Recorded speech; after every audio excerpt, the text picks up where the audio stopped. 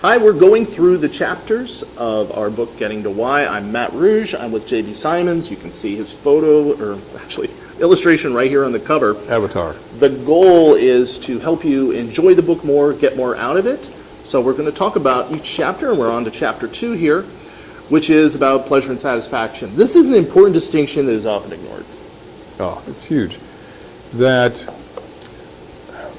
if whatever field of psychology that you study, you're going to find the psychologist, whether it's Skinner or Rogers or whomever, talks about the spectrum of pain to pleasure. Right. And so we put together that particular spectrum, and that on a scale of 1 to 10, where are you in terms of where you are and the sense of, do I feel pain about what I'm doing, and how pleasurable. Now, we're not looking at pleasure in the sense of something that's erotic, okay, but we're looking at something that helps you. I really feel good about doing this. I love doing this. I've talked to many people who love their job. Right. Okay. I've talked to as many or more people who can't stand it. Right. Okay. What's interesting is that those people who say they cannot stand the job many times will say, if it wasn't for those darn people that worked here, I could enjoy this job. Okay? Right. Now, I've cleaned that up a little bit. But I've never worked in a company that I didn't hear that statement, that this would be a great place to work if it wasn't for all these darn people. Right. Okay. In your work as a consultant, you hear this again. Yeah. And so part of what I'm doing as I not only consult, but I teach and train and leadership, is that I look at the pain and what's causing it. What if you're in so much pain and you can't do anything about it locally? It's time to move. Do something different. Right. Now that's threatening. That's painful and fearful. Something to think about moving on to a different job, a different career. Many have done it. My father worked for 44 years at Borg Warner. During that same period of time, though, he studied metallurgy. He studied heat treating. He also created a part-time career in radio television repair back in the 50s until he had to make a decision with that. So part of his gift to me was lifelong learning. And that I saw him continually learning something new and growing. And when he first started looking at chemistry, I knew, I was in elementary school, I was in the 5th or 6th grade. I knew more about chemistry than my dad did. But within a year or so, he was into powder metallurgy and other kind of things. So he was happy with what he was doing. He was happy learning, and he began applying that toward his career with Borg Warner. So one time he ran the world's largest indoor heat treat for 22 years. Wow. And he even said one time that when he walked into the heat treat, that his heart began beating at the same pace as the furnaces that he was working with in the heat treating process. Wow. Yeah, that's a big wow. So you and your passion and you and your career are that linked together. Right. Now, that's pleasure. Right. Okay? I got to observe that. I've also observed the complete antithesis of that, where people just despise their job and become quite toxic in the process. And we're going to cover that toxicity later on in another chapter, about how you can ruin an environment and what needs to be done with that. But that's the one spectrum, Matthew. Okay, so that's pain, that's pleasure. You've given some good examples of that. So how does satisfaction work? Well, that's the north-south axis. Is that one of the easy way of answering that question is that when I ask people who's married or has a significant other, has that spouse or significant other ever said to you that I am dissatisfied with your behavior? And so you work to clear that up. Right. And so you say, well, are you satisfied now? And what they'll generally say is, well, no, I'm just not dissatisfied anymore. Right. So on the entire scale, you went halfway up. They're not satisfied with what your behavior or performance or what we're going through, let's apply it to, again, a career. Right. Let's apply it, you can apply it to anything. I'm dissatisfied with where I am in life. Okay, what would give you the greatest sense of satisfaction? Now, if you take that picture, which I happen to have it right here, okay, This is our quick and dirty way of doing graphics in this video. so that you can see what's in those quadrants. And that as you look at what would give you a great sense of satisfaction, a great sense of pleasure, the upper right quadrant is where you'd like to get to. Satisfied and pleasure, we call that happy. That's the happy place. Right. Now, that might sound a little simplistic, okay, but quite frankly, if you're in that quadrant, I pretty much guarantee you're going to be happy.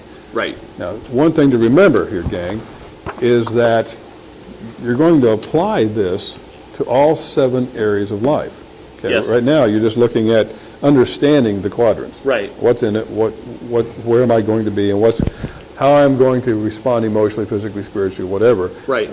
Depending on what quadrant I am in.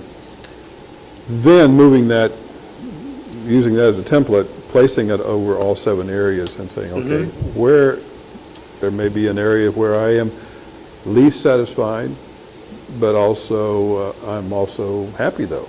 I mean, I have a pleasure, even though Right. I'm not satisfied. I feel okay about that. Right. And so that's going to tell you where you are, how you want to get there, and take us through the worksheets on that. Okay. Well, let's look at the workbook. Every single chapter has a workbook. Something a little bit different about this book, it helps you internalize the content, and it also helps you implement it in your own life. So we ask, what are the top 5 things giving me pleasure right now? And question number 2, what are the top 5 things giving me pain in life right now? That's pretty basic, but identifying these things, I think it's true of all of the workbook questions. When you answer something concretely, when you get it down on paper, it's a big difference from just having it bouncing around in your head. Right. Yeah, you can now see it because you can, all your senses are now engaged Right. in the process. You can almost smell the satisfaction or dissatisfaction with something, and that you certainly can you've heard people say, I have a bad taste in my mouth about this experience. Can you taste a bad experience? Absolutely, you can. So helping you understand that life and all of its components activates all your senses, and so that you're just not going to be able to get away from that. Right. You're going to be intimately involved in improving or not improving who you are and what you want to do.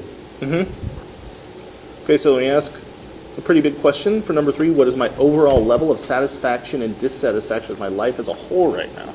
Yeah, right now we're looking at the 500-foot level. Right. So what am I looking at, and in total?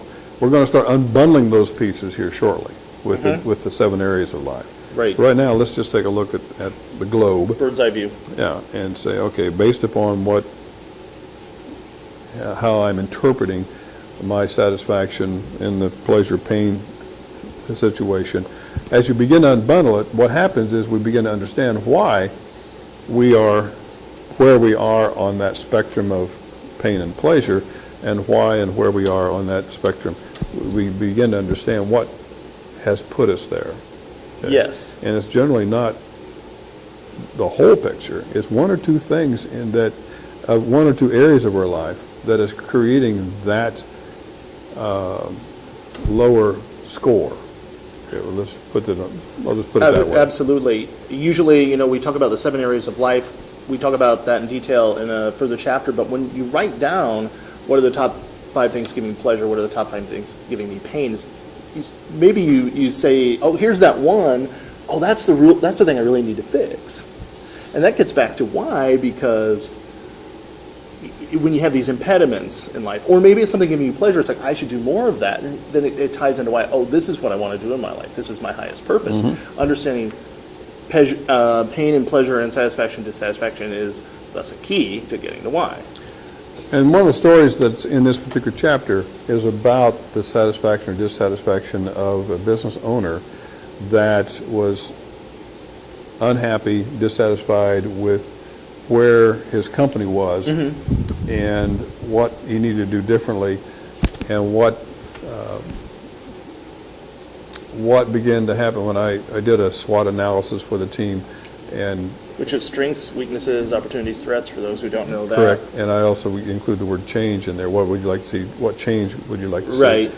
So after I did that, we kind of rearranged the pecking order of the company, and it kind of exploded. And It's a really interesting story. read the story, again, a factual story, what happened, and that we've changed the name. There's only 2 stories in here where the name is I did not change the name, and so I'm not going to tell you who they are. But The story is about you. this particular person and I have been great friends now for 25 years. Great friends. And he retired at age 50, which was one of his goals. Okay.